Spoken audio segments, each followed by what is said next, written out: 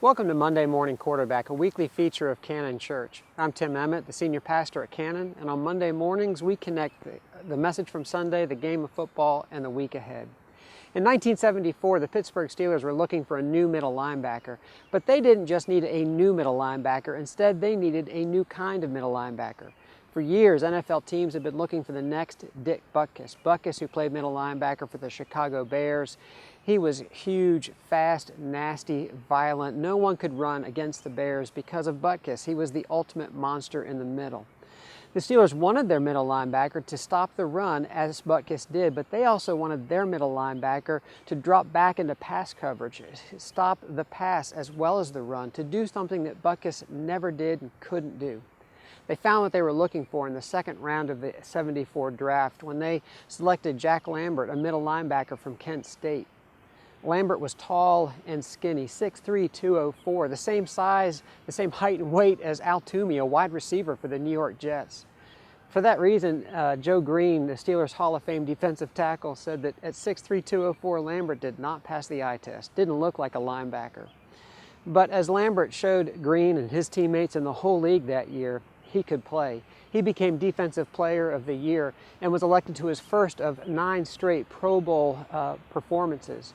He led the Steelers to the first of 4 Super Bowl championships that year, captaining their defense.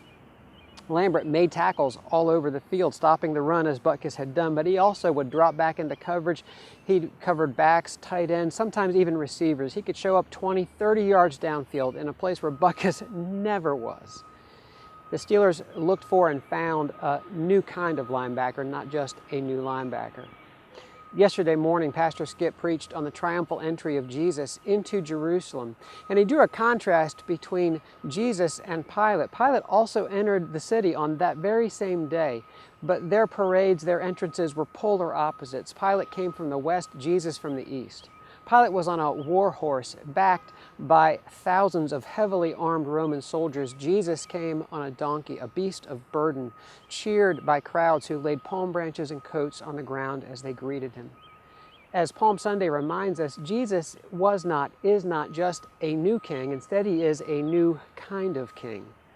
He conquers and reigns through suffering love, not brute force.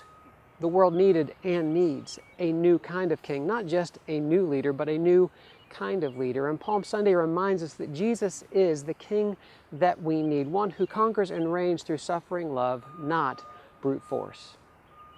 So what's the game plan for the week? Choose a new kind of king each day this week. This is Holy Week, and each day this week we'll post a message video online at 9 a.m. Those videos will take you through Holy Week, take you through the week that leads up to the Last Supper, the crucifixion, death, and then ultimately the resurrection of Jesus. By walking with Jesus through Holy Week, through this last week in Jerusalem, you will spend some time with the new kind of king, the king that we need, one who rules and reigns through suffering love, not brute force. That's the game plan for this week. Choose a new kind of king each day this week. I hope you have a great week.